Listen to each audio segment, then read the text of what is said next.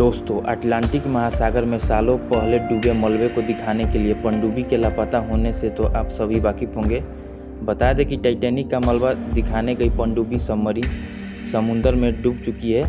इसी के साथ इस पनडुब्बी में सवार पाकिस्तानी अरबपति समेत सभी लोगों की मौत हो चुकी है। हालांकि इनमें से किसी का भी शव बरामद नहीं किया जा सका है। टाइटैनिक पनडुब्बी का मलबा कनाडा की एक रिमोटली ऑपरेटेड यूएवी ने बीते शुक्रवार को बरामद कर लिया। यह मलबा टाइटैनिक के पास ही पड़ा हुआ था।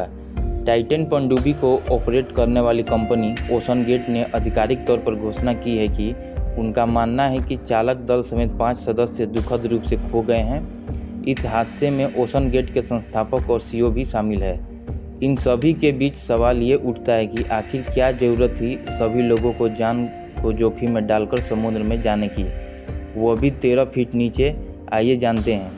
18 जून को अमेरिकन कंपनी ओशन गेट की ये पनडुब्बी टाइटैनिक का मलबा दिखाने के लिए अपनी सफ़र पर निकली थी। टाइटैनिक के मलबे तक पहुंचने, वहां घूमने और फिर वापस आने तक का टूर करीब 8 घंटे तक का रहता है, जिसमें से 2 घंटे टाइटैनिक के मलबे के पास जाने में खर्च होते हैं। 4 घंटे पनडुब्बी मलबे के आसपास का नज़ारा दिखाती है, जिसके बाद लौटने में भी 2 घंटों का समय लग जाता है। टाइटैनिक पनडुब्बी रविवार को भारतीय समयानुसार शाम 7 बजे के आसपास समुद्र में लापता हो गई थी।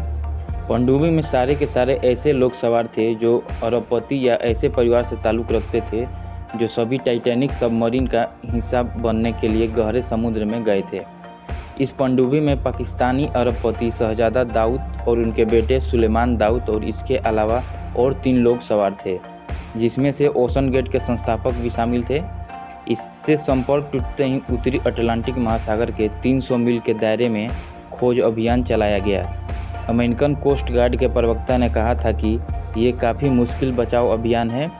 रिपोर्ट्स की माने तो इस रिसर्च ऑपरेशन में सबसे ज़्यादा दिक्कत सर्च टीम को पानी में विजिबिलिटी की रही। दरअसल पानी में नीचे ज़्यादा दूर तक रोशनी नहीं जा पाती है, जबकि पनडुब्बी करीब 3 किलोमीटर नीचे थी। ऐसे में सर्च टीम को साफ देखने में काफ़ी दिक्कत हो रही थी। पनडुब्बी का दुर्घटनाग्रस्त होने की वजहों को जानने की कोशिश की जा रही है।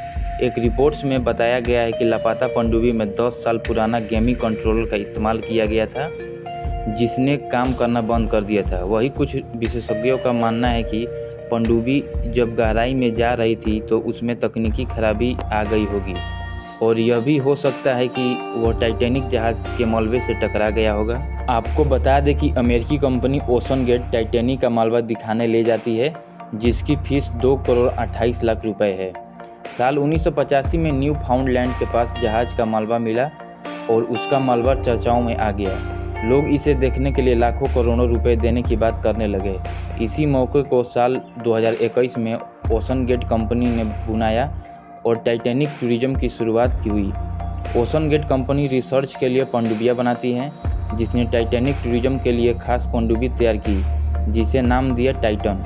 कंपनी के वेबसाइट पर दावा है कि वह 13,000 से कुछ ज़्यादा फीट की गहराई तक आसानी से गोता लगा सकती है। जहाज का मलबा अटलांटिक में 12,000 फीट नीचे पड़ा है, लिहाजा पनडुब्बी के जरिए इस तक पहुंचा जा सकता है। ऐसे में जब 18 जून को पनडुब्बी सफ़र पर निकली तो करीब 1.5 घंटे के बाद उसका संपर्क कंट्रोल सिस्टम से टूट गया।